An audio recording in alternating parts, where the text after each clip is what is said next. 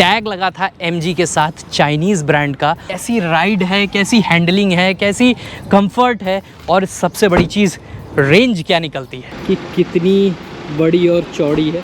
Front look आप देखोगे ना तो आपको समझ में आएगा भाई। पिकअप तो बड़ा ही सॉलिड है भाई। और ये देखो थोड़े से झटके हैं, ये देखते हैं कैसे लेती है। बढ़िया चल रही है। 122 की स्पीड में मैं कॉर्नरिंग कर रहा हूँ भाई। ये देखो भाई एग्जैक्ट 89 और यहाँ 90। पूरा मैं पंजा दबा रहा हूँ, पूरा फुल। उसके बाद भी स्पीड नहीं बढ़ रही है भाई। कार तो कंट्रोल में है। जिस हिसाब से ये हाइट में ऊंची है उस हिसाब से बॉडी रोल है।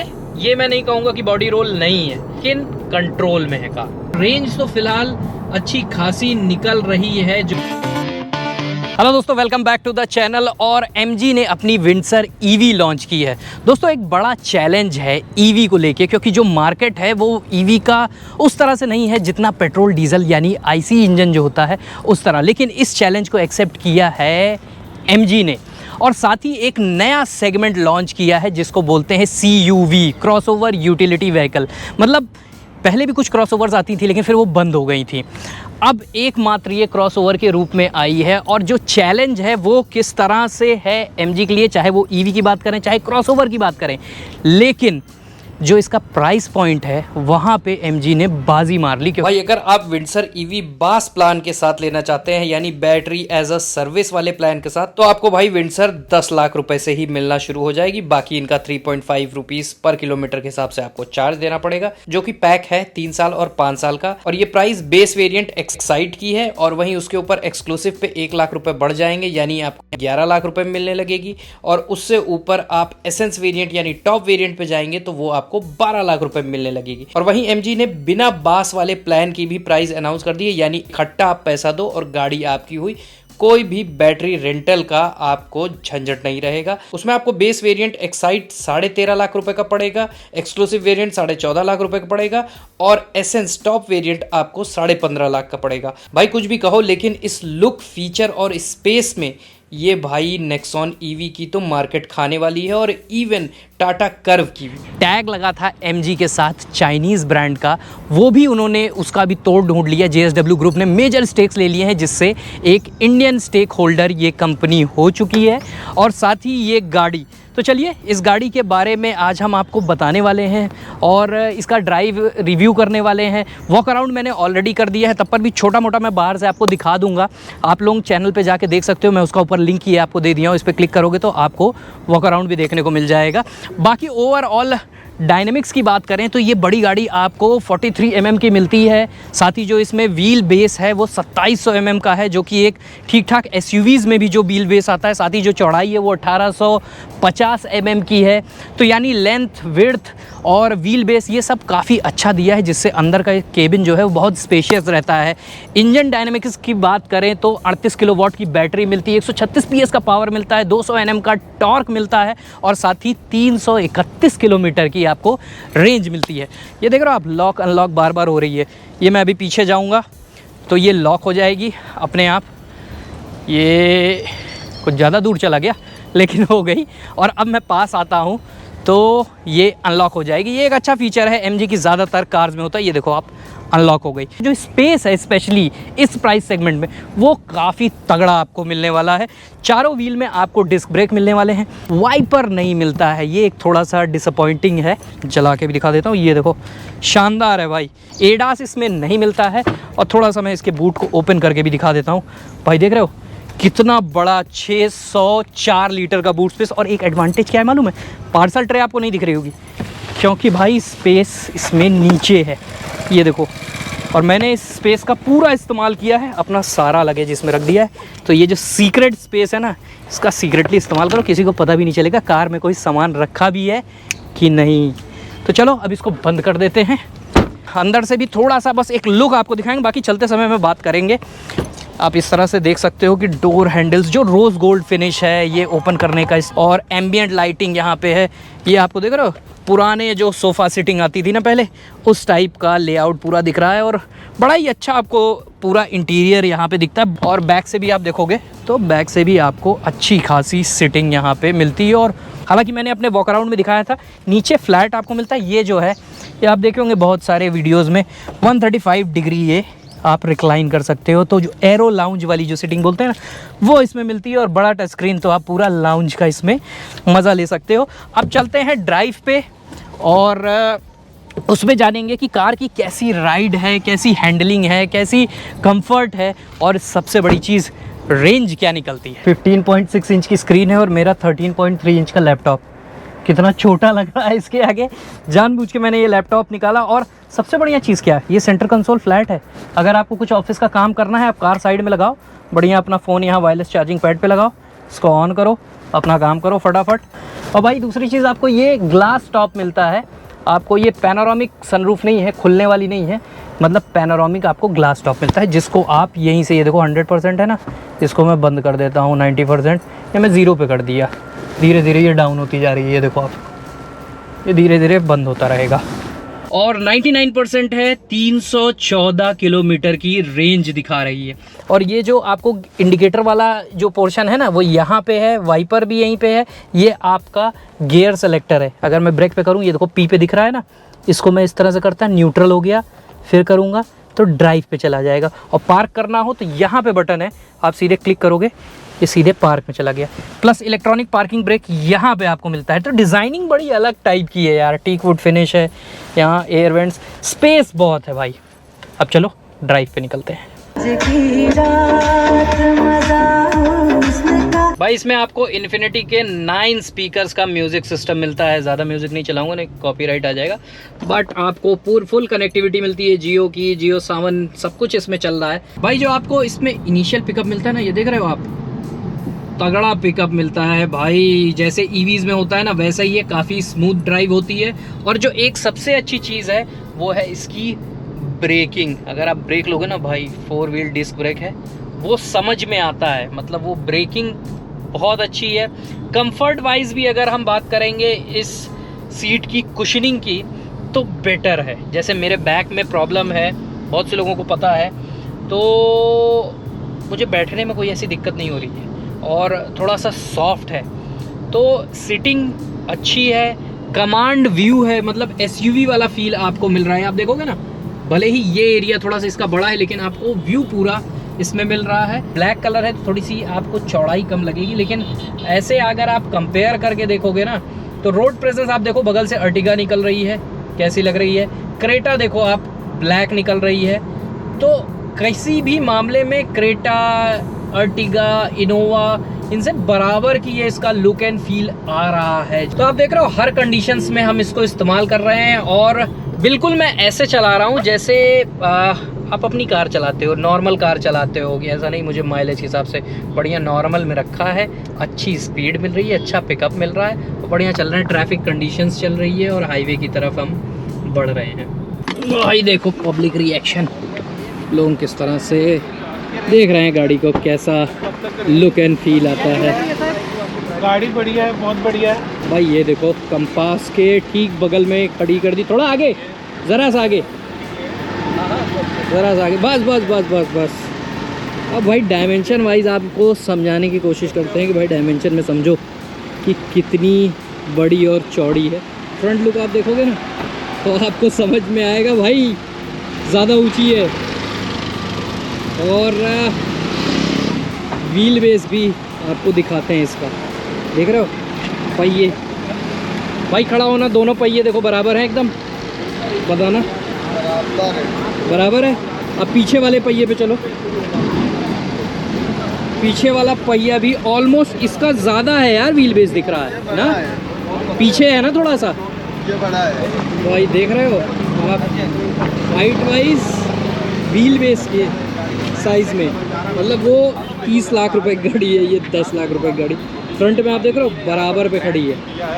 और बैक से अगर चेक करें तो बैक से भी आप देख रहे हो जीप कंपास से थोड़ी सी 20 ही है। मतलब डायमेंशन वाइज अगर आप देखोगे तो आपको फ़र्क समझ में आएगा कि भाई ये बड़ी है। तो भाई अब आ गए हैं दिल्ली वडोदरा मुंबई एक्सप्रेसवे पे, और अब हम रेंज टेस्ट जो है वो पूरी तरह से, सिटी की तो ड्राइविंग हो गई, लगभग 45 किलोमीटर हम सिटी में चल लिए, और अब यहाँ चलते हैं और यहाँ पे इसकी एक्चुअल रेंज टेस्ट करते हैं। आपको दिखा दें कि वहाँ पे मैंने ओडोमीटर नहीं दिखाया था, अभी आपको दिखा देते हैं कि 493 किलोमीटर इसका मीटर है। जब मैंने शुरू किया था तो 314 की रेंज थी, अभी ये आ चुकी है 269, यानी यहाँ पे हो गया 31 किलोमीटर और 14, तो लगभग 45 किलोमीटर मैं ऑलरेडी चल चुका हूँ, और 45 हम 493 में से लेस कर देंगे तो एक्चुअल किलोमीटर्स आ जाएंगे। तो हम आपको बताएंगे एग्जैक्टली 331 की जो रेंज क्लेम की जा रही है, तो वो वाकई में आपको 331 किलोमीटर की रेंज, मतलब उसके आसपास कहाँ तक हम पहुँच पाते हैं। तो भाई अब ज़रा इसको खींच के देखा जाए कितना ये भागती है। नॉर्मल मोड में ही है, और पंजा दबाया तो भाई पिकअप तो बड़ा ही सॉलिड है भाई, हालांकि 150 कप छू गई भाई, पता भी नहीं चल रहा है। बाप रे बाप, मतलब नॉर्मल में ही इतना तगड़ा पिकअप इसमें आ रहा है। और ये देखो थोड़े से झटके हैं, ये देखते हैं कैसे लेती है, बढ़िया चल रही है। कॉर्नर्स पे ये देखो, अब हम कॉर्नर्स पे आ गए हैं, 122 की स्पीड में मैं कॉर्नरिंग कर रहा हूँ भाई, देख रहे हो आप, एकदम स्टेबल, कहीं हिल नहीं रही है गाड़ी, फिक्स्ड। 140 पे मैंने टर्न किया है भाई साहब, गजब, मतलब स्टेबिलिटी तो मुझे बड़ी ही शानदार लगी भाई कॉर्नर्स पे। और जो पिकअप है, अभी मैं स्पोर्ट्स में नहीं डाला हूँ भाई, स्पोर्ट्स में डालोगे तो अलग ही पंजा दबेगा भाई। स्पेशियस तो ये गाड़ी है, लेकिन यूटिलिटी स्पेस कितने ज़्यादा प्रैक्टिकल है इसमें, वो मैं आपको दिखाऊं। यहाँ आपको 3 कप होल्डर्स की जगह मिलती है, ये मैंने चिप्स रख दिया, अपना जूस रख दिया, यहाँ परफ्यूम है, इसको भी हटा के यहाँ आप कुछ रख सकते हो। साइड में भी आपको रखने की जगह मिलती है, वहाँ भी कप होल्डर्स आप जो प्लेस कर सकते हो। साथ में यहाँ पे भी आपको स्टोरेज मिलता है, 12 वोल्ट का सॉकेट मिलता है, तो और यहाँ पे भी नीचे स्पेस पूरा मिल रहा है आपको, चार्जिंग के सॉकेट मिल रहे हैं, ए टाइप सी टाइप, तो स्पेस की कहीं कोई कमी नहीं है। जो बिजनेस क्लास वाली फील बोल दी जाती है वो तो आपको मिल ही रही है सीट्स और स्पेस से, लेकिन यूटिलिटी स्पेस में भी इसका कोई जवाब नहीं है भाई। एक चीज़ और अच्छा है कि इसके सारे डोर्स जो हैं वो 1 टच अप और डाउन है, ये देख रहे हो आप, इधर वाला भी मैं करता हूँ, ये देखो अप डाउन हो रहा है, पीछे वाला भी करता हूँ अप डाउन। भाई ये बहुत अच्छी चीज़ है, यहाँ लोग इतनी कॉस्ट कटिंग करते हैं केवल ड्राइवर साइड वाले में देते हैं, यहाँ तो आपको सारे डोर्स में 1 touch up down power Windows मिलते हैं। सामने स्पीड लिमिट वाले कैमरा आ रहे हैं, और कई बार देखा गया है कैमरे में जो स्पीड लिमिट दिखाता है वो अलग दिखाता है, यहाँ मीटर पे जो स्पीड लिमिट दिखाता है वो वेरिएशन रहता है। यहाँ पे तो 90 पे क्रूज कंट्रोल सेट है, ये देखो भाई एग्जैक्ट 89 और यहाँ 90, यानी 1 किलोमीटर का डिफरेंस आ रहा है जो इसका रनिंग है टायर्स का। भाई एक और चीज़ से मैं इसकी स्पीड टेस्ट कर रहा हूँ कितनी एक्यूरेसी है। 95 पे क्रूज कंट्रोल लगा हुआ है, गूगल मैप्स मैंने ऑन कर रखा है, देखो 92 दिखा रहा है, थोड़ी सी अभी चढ़ाई है, जब ये डाउन पे आएगा तो 93 हो जाएगी, यानी 2 किलोमीटर का वेरिएशन इसमें दिखा रहा है कि आपका 95 और इधर 92, जो कि अभी 93 हो जाएगा। आप देखना, ये देखो 93 हो गया। भाई एक चीज़ और आपको दिखाऊं कि नॉर्मल मोड में ये चल रही है, 80 पे क्रूज कंट्रोल लगा हुआ है, आप क्रूज कंट्रोल यहीं से एक्टिव, ये देखो डीएक्टिवेट हो गया, यहीं से एक्टिव हो जाता है, आप ऊपर ऐसे करोगे तो लग जाएगा, और साथ ही बटन को ऊपर जब करोगे तो 5-5 की स्पीड इकट्ठा बढ़ती है, ये देखो आप 75 से 80, 85, 90 मैंने लगा दिया, अब 90 की स्पीड पे ये क्रूज कंट्रोल कर रही है गाड़ी, ठीक है।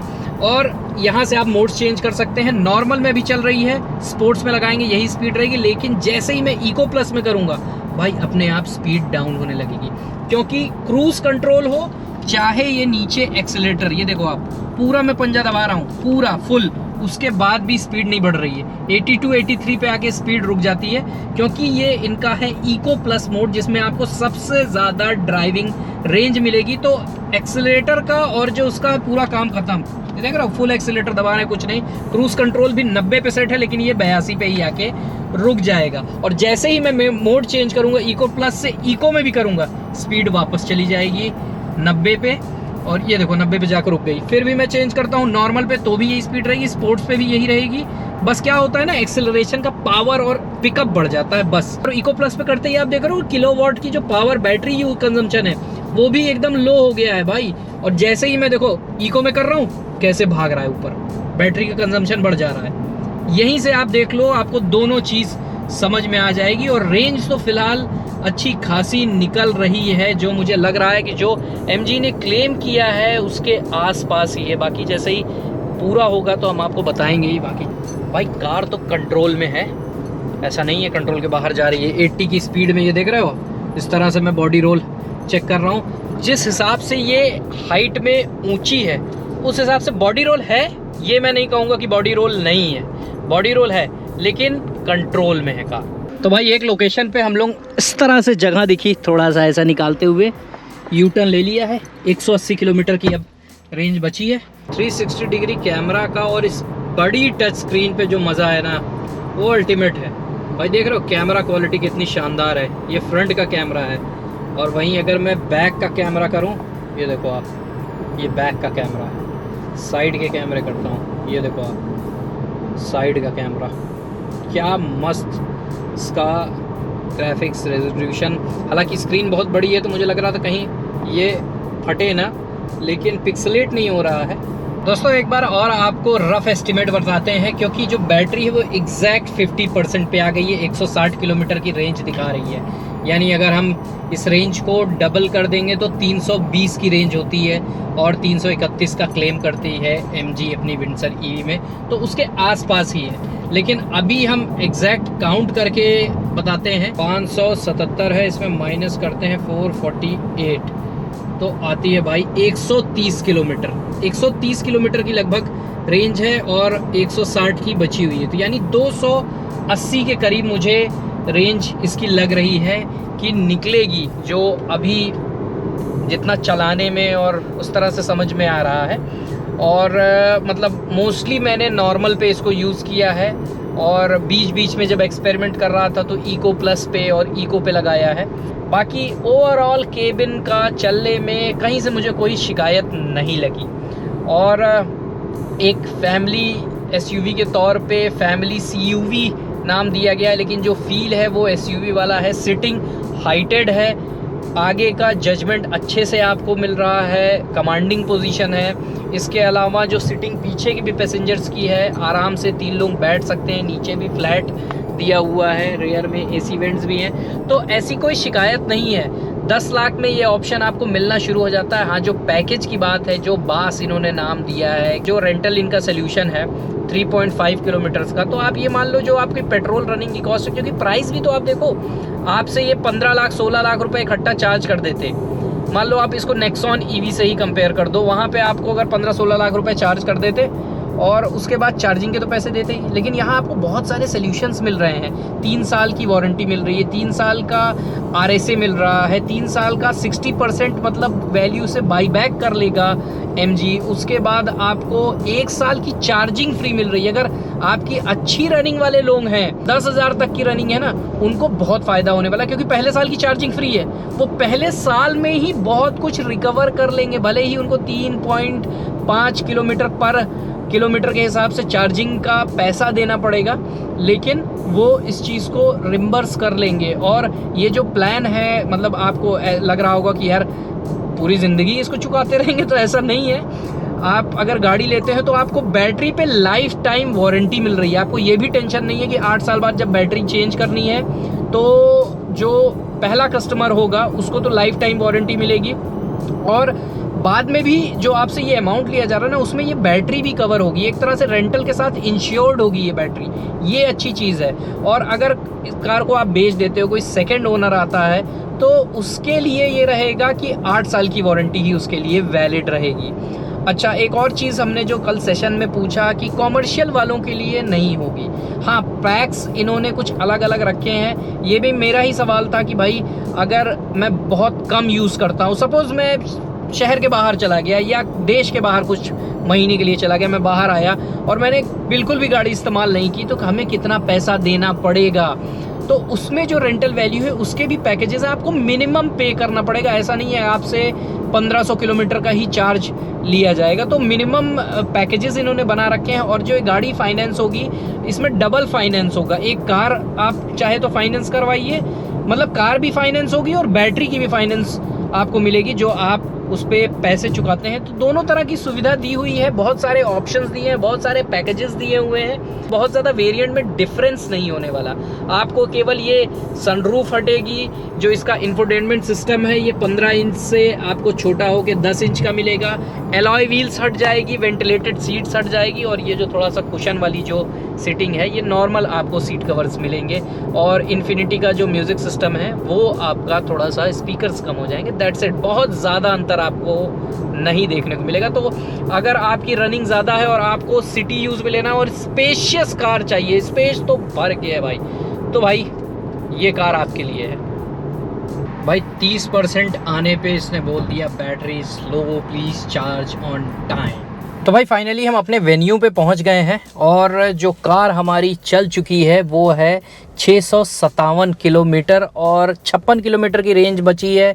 18% बैटरी बची हुई है, यानी 657 माइनस 448, 209 किलोमीटर हम चले हैं और अभी भी 56 किलोमीटर की रेंज बची है। तो यानी मानो आपकी 265 की रेंज निकल रही है। तो भाई अब आ गया है फाइनल कंक्लूजन विंडसर ईवी के बारे में। भाई हमने जितना चलाया है, जो रेंज हमारी निकल रही है, अल्टीमेटली एक इलेक्ट्रिक कार के लिए सबसे ज़्यादा मैटर करता है क्या उसकी ड्राइविंग रेंज निकलती है। और जो विंडसर की रेंज निकली है वो 260 से 70 के बीच में निकली है। और ये बहुत अच्छी चीज़ मुझे लगती है एमजी की, कि जो क्लेम करते हैं उससे 50 किलोमीटर के आसपास का ही अंतर रहता है, उससे ज़्यादा का नहीं रहता। बहुत सी ऐसी कार कंपनियां हैं जिनमें 150-150 किलोमीटर का भी अंतर रहता है। तो ऐसे में ये एक अच्छा पैकेज है। अब किन लोगों के लिए अच्छा है भाई? जिन लोगों की फिक्स्ड रनिंग है, आपको 250 किलोमीटर तो मिनिमम मिलना ही है। सेफर साइड हम नॉर्मल मोड में इस्तेमाल किए हैं, ऐसा नहीं कि बहुत इको या इको प्लस में इस्तेमाल किए हैं। तो उन लोगों के लिए अच्छा है। और जिस प्राइस पॉइंट में है, जितना स्पेस मिल रहा है, जितने यूटिलिटी मिल रही है, एक चीज़ जो मैंने ऑब्जर्व की कि थोड़ा सा सस्पेंशन जो है मुझे थोड़ा सा स्टिफ लगा, हल्का सा बॉडी रोल वाली चीज़ लगी। लेकिन इस प्राइस ब्रैकेट में 20 लाख की गाड़ी को ये टक्कर बड़े आराम से देती है। तो ये एक वैल्यू फॉर मनी वेरिएंट नहीं, प्रोडक्ट है। और आप बिल्कुल इसको, अगर ईवी ले रहे हैं तो बिल्कुल इसको कंसिडर कर सकते हैं। बाकी मेरी ये राय है, आप लोगों को कैसा लगा वीडियो, आप लोगों को कमेंट सेक्शन में मुझे बताना। और कोई क्वेरीज होगी तो वो भी आप मुझसे वीडियो में पूछ सकते हो। तब तक के लिए बाय बाय, टेक केयर, जय हिंद।